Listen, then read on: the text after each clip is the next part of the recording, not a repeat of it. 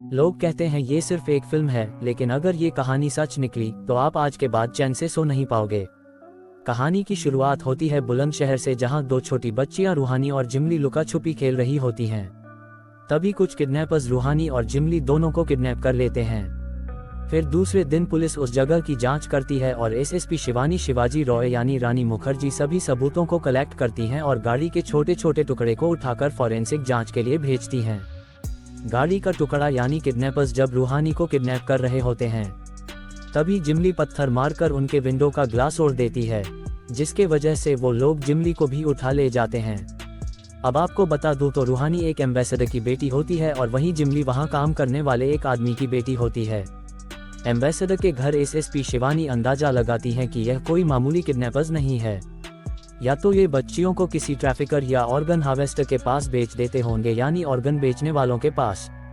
शिवानी कहती है कि अगर उन्हें पता चलेगा कि वह किसकी बेटी उठा लाए हैं तो वह रूहानी को मार देंगे। इसीलिए वह सब मिलकर एक लाइन बनाते हैं जिसमें शिवानी कहती है कि किडनैपर फिरौती की पैसा मांगने के लिए कॉल करेंगे और उन्हें रंगे हाथ पकड़ना होगा। फिर रूहानी और जिमली को दिखाया जाता है, जिन्हें कुछ गुंडे उठाकर अम्मा के पास हर लड़की को 1 लाख रुपए में बेच देते हैं और उन्हें एक तरह का इंजेक्शन भी देते हैं। आपके क्लियरेंस के लिए बता दूं कि अम्मा बेगम माफिया की हेड होती है और जितने भी लड़कियां की किडनैपिंग होती है उन सब के पीछे अम्मा का ही हाथ होता था, जिसके अलग अलग ठिकाने होते हैं और हर ठिकानों पर बहुत सारी लड़कियां भी पाई जाती हैं और रूहानी और जिमली को भी वही खरीद लेती है। फिर दिखाया जाता है कि जिन लोगों ने लड़कियों को अम्मा के पास बेचा था वो लोग पास के एक ढाबे में बैठकर खाना खाते हैं और टीवी पर रूहानी के पिता दिखाए जाते हैं, जो कहते हैं कि कोई भी रूहानी को वापस लेकर आएगा उसे 20 मिलियन यानी रुपए करोड़ दिए जाएंगे। ये सुनकर वह चारों गुंडे वापस रूहानी को उठाने के लिए जाने ही वाले होते हैं कि तभी दिखाया जाता है कि अम्मा के लोगों ने जो इंजेक्शन दिया था उससे ब्लड टेस्ट करवाया था और ब्लड टेस्ट में रूहानी पॉजिटिव निकलती है और जिमली नेगेटिव। फिर तभी 4 गुंडे वहीं आते हैं और गोलीबारी शुरू हो जाती है, जिसके बाद वह रूहानी को उठा ले जाते हैं। ये सारी बातें अम्मा का आदमी अम्मा को बता देता है और अम्मा कहती है कि रूहानी को मार देना चाहिए और कहती है कि जिमली को मेरे पास लेकर आओ। फिर वह एक प्रिंस नाम के लड़के को कॉल लगाती है। प्रिंस इस कहानी का मुख्य कैरेक्टर में से एक है, तो इसके बारे में कहानी में आगे पता चलेगा। फिर एम्बेसडर के घर का सीन दिखाया जाता है, जहां प्लान के अकॉर्डिंग किडनैपर्स फिरौती की रकम मांगने के लिए कॉल करते हैं और कहते हैं कि पैसे मयूर विहार मेट्रो स्टेशन पर अकेले आकर देना होगा, वह भी बिना पुलिस के। प्लान के अकॉर्डिंग रूहानी के पिता पैसे लेकर मेट्रो पहुंच जाते हैं, लेकिन वहां पुलिस यानी शिवानी अपनी टीम के साथ सिविल ड्रेस में पहुंची हुई होती हैं। और जैसे ही किडनैपर वीडियो कॉल करता है, वैसे ही शिवानी मेट्रो स्टेशन की एग्जिट और एंट्री दोनों पर रोक लगा देती हैं और उन्हें पकड़ने के लिए पुलिस उन्हें ढूंढने लगती है। तभी पता चलता है कि जो वीडियो कॉल था वह रूहानी की पहले की रिकॉर्डिंग हुई होती है। तभी अचानक पूरा मेट्रो खाली करवाया जाता है, जिसमें कुछ गुंडे पैसे लेकर भाग जाते हैं, लेकिन शिवानी एक किडनैपर को पकड़ लेती है, लेकिन इन्हें ना तो पैसा मिलता है और ना ही रूहानी मिलती है। फिर पकड़े हुए किडनैपर को धोया जाता है और शिवानी उससे पूछताछ करती है। तभी वह बोलता है कि यह सब अम्मा करवाती है और वह बेगम माफिया की हेड भी है।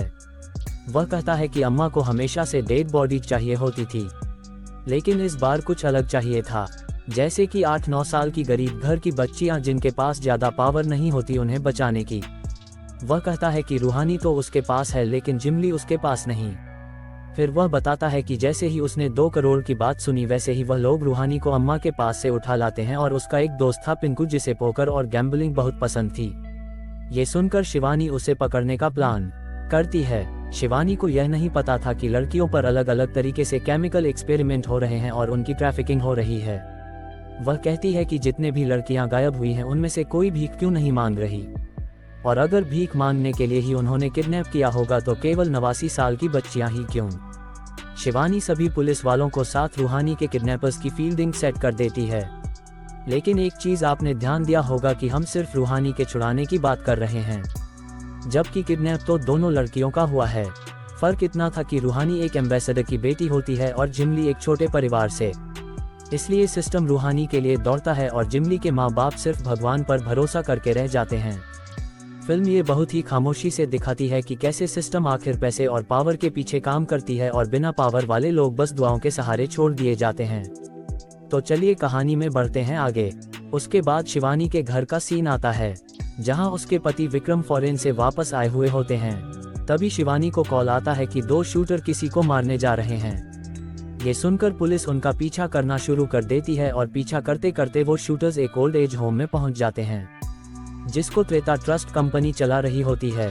जैसे ही शूटर किसी को मारने की कोशिश करते हैं, वैसे ही शिवानी उन दोनों को ठोक देती है।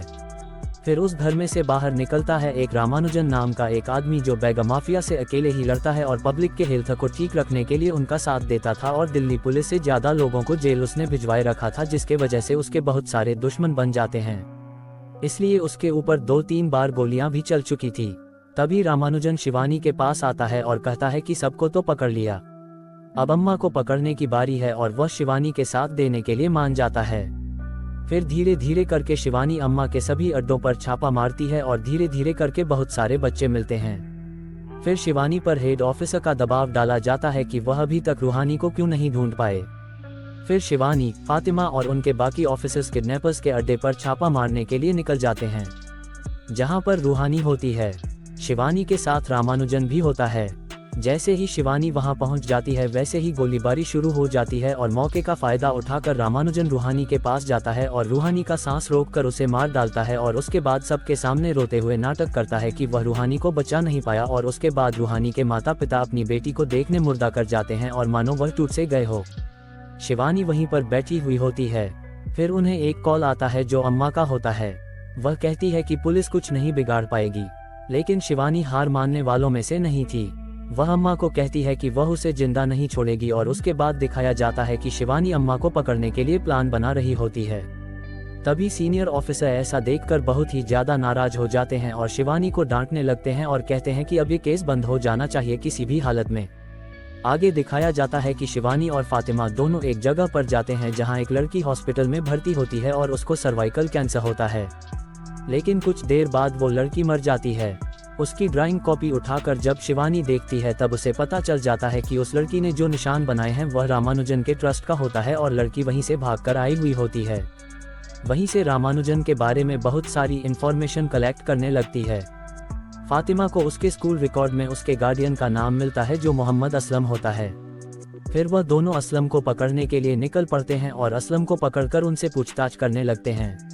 तो असलम रामानुजन के बारे में सारी बातें उन्हें बता देता है, और वह कहता है कि 20 साल पहले अम्मा रामानुजन जैसे कई बच्चों को पकड़कर भीख मांगने के लिए उनके आंख और हाथ कटवा रही थी।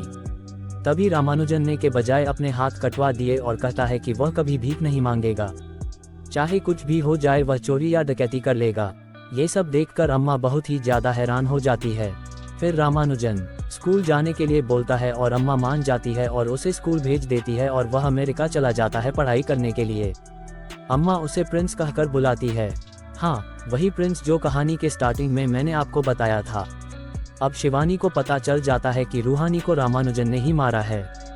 असलम कहता है कि रामानुजन के लिए अम्मा और अम्मा के लिए रामानुजन बहुत ही ज्यादा जरूरी है, और शायद वह एक दूसरे की कमजोरी भी हैं। बाकी दुनिया से उनको कोई भी मतलब नहीं। उसके बाद शिवानी असलम को लॉकअप में डलवा देती है। वहीं दूसरी तरफ शिवानी रामानुजन को उनके हाथ पकड़ने की प्लानिंग कर रही होती है।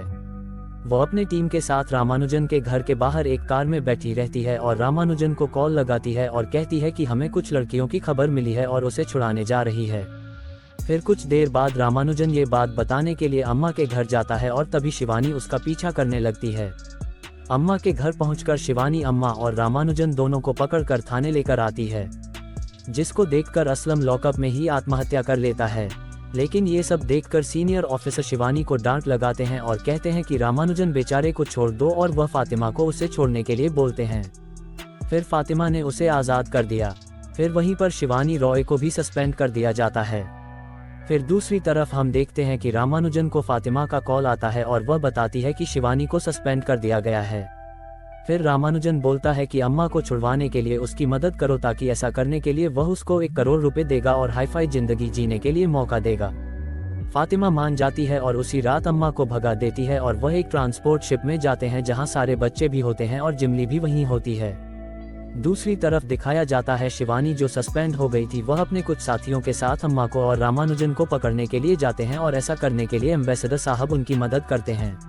उन्होंने कहा था कि उनकी बच्ची तो खो गई, लेकिन वह दूसरे की बच्चियों को नहीं खोने देंगे, चाहे कुछ भी हो जाए। शिवानी अपनी टीम के साथ श्रीलंका पहुंच जाती है, जहां अम्मा और बच्चे भी होते हैं। फिर दिखाया जाता है एक लैब जहां सारे बच्चों के ऊपर एक्सपेरिमेंट चल रहा होता है। ये सब फातिमा अपने आंखों से देखकर हैरान हो जाती है। दरअसल रामानुजन एक दवाई बना रहा होता है जो कैंसर ट्रीट करने के लिए यूजफुल होती है, और जो इंजेक्शन उसने बच्चियों पे लगाया था वह वायरस वाली इंजेक्शन होती थी, जिससे अगर कोई बच्ची पॉजिटिव निकली इसका मतलब उसे सर्विकल कैंसर हो जाएगा और कुछ दिन बाद वह खुद ही मर जाएगी, और जिसको नेगेटिव निकला इसका मतलब इन बच्चियों के खून में कुछ ऐसा है जो उस वायरस से लड़ रहा है, इसलिए वह सभी बच्चियों के खून से दवा बनाने का एक्सपेरिमेंट कर रहा होता है। फिर अगले ही सीन में फातिमा और अम्मा रास्ते से कहीं जा रहे होते हैं। तभी अचानक शिवानी और उनके लोग उन्हें घेर लेते हैं और गोलियां बरसाने लगते हैं। किसी भी तरह फातिमा अम्मा को लेकर वहां से भाग जाती है और ऐसे जगह पर जाती है जहां शिवानी और उसकी टीम पहले से होती है। दरअसल ये ट्विस्ट था कि शिवानी ने फातिमा को पहले ही कहा था कि जैसे रामानुजन ने हमारा भरोसा जीतकर रूहानी को मार दिया, वैसे ही फातिमा को भी रामानुजन का भरोसा जीतना होगा, जिससे वह अम्मा और रामानुजन दोनों को मार पाए। इसीलिए फातिमा अम्मा को पुलिस स्टेशन से भगा लेती है, क्योंकि वह खुद नहीं भागती, उसे भगाया जाता है। इन सब के पीछे शिवानी का भी हाथ था। अब अम्मा बेचारी यह सब देख के बौखला जाती है और कहती है कि उसका प्रिंस उसे बचाने के लिए जरूर आएगा, वह अम्मा को बचाने के लिए कुछ भी करेगा। फिर अम्मा को बंधक बना दिया जाता है। वहीं फातिमा रामानुजन के भरोसा जीतने के लिए अपने हाथ पर गोली मार लेती है और रामानुजन के पास चली जाती है। फिर शिवानी रामानुजन के पास आती है और वह भी बिल्कुल अकेले, और अम्मा के बदले सारी बच्चियों को छुड़वाने का सौदा करती है, और यह सौदा रामानुजन मान जाता है। वहीं दूसरी तरफ अम्मा, जिसको बंधक बना के रखा जाता है, वह अपना हाथ खोल लेती है और भागने के लिए एक ऑफिसर के गले पर चाकू रख देती है और भागने की कोशिश करती है, और बाकी ऑफिसर्स को कहती है कि अपने अपने बंदूक के नीचे कर दें। लेकिन शिवानी कहाँ मानने वाली थी। वो ये सब देखकर अम्मा के गले में गोली मार देती है, जिससे वह अधमरी हो जाती है। फिर उसे एक और गोलियां मारकर पूरी तरह से निपटा देती है।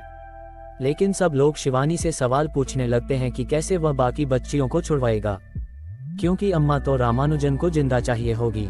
लेकिन इसके लिए भी शिवानी रेडी रहती हैं। फिर एक्सचेंज का दिन आता है जब रामानुजन अपनी टीम और बच्चियों को लेकर वहां आता है, और दूसरी तरफ शिवानी के लोग अम्मा को गले में बांध कर ले आते हैं, जिससे उन्हें पता ना चले, और शिवानी कहती है कि उसने अम्मा को नींद की गोली दी है, जिससे कुछ देर में होश आ जाएगा। फिर वहीं पर फातिमा भी उन बच्चों के साथ होती हैं जिसे रामानुजन ने घायल किया हुआ होता है, क्योंकि उसको पता चल जाता है कि फातिमा ने उसको धोखा दिया है। नहीं तो उसकी माँ कहाँ है, वह बात शिवानी को कैसे पता चलती। उसके बाद रामानुजन ने कहा कि पहले अम्मा को मेरी तरफ भेजो। फिर ऑफिसर अम्मा को रामानुजन की तरफ ले जाने लगते हैं, और जैसे ही रामानुजन को ये बात पता चलती है कि उसकी अम्मा मर चुकी है, वैसे ही शिवानी एक बटन दबा देती है। दरअसल अम्मा की बॉडी पर शिवानी ने बम लगाया हुआ होता है। बटन दबते ही आसपास के सभी लोगों के चिथड़े उड़ जाते हैं और रामानुजन बच जाता है, और ऑफिसर सभी को एक एक करके गोली से उड़ा देते हैं। लेकिन शिवानी रामानुजन को अकेले बिना सर्फ के धो कर मारती है, और वह उसे उसकी वायरस वाली वही इंजेक्शन मार देती है। फिर ऐसा करने के लिए शिवानी को बहुत सारे अवार्ड्स मिलते हैं, और यह सब देखकर सीनियर ऑफिसर उससे माफी मांगते हैं, और दूसरी तरफ रामानुजन उसी के बनाए हुए कैंसर से मर जाता है और कहानी की एंडिंग हो जाती है। तो दोस्तों, आशा करता हूँ आपको ये कहानी पसंद आई होगी, और अगर पसंद आई है तो इस वीडियो को लाइक करें और चैनल को सब्सक्राइब करना ना भूलें। मिलते हैं ऐसे ही दमदार वीडियो में, तब तक के लिए गुड बाय।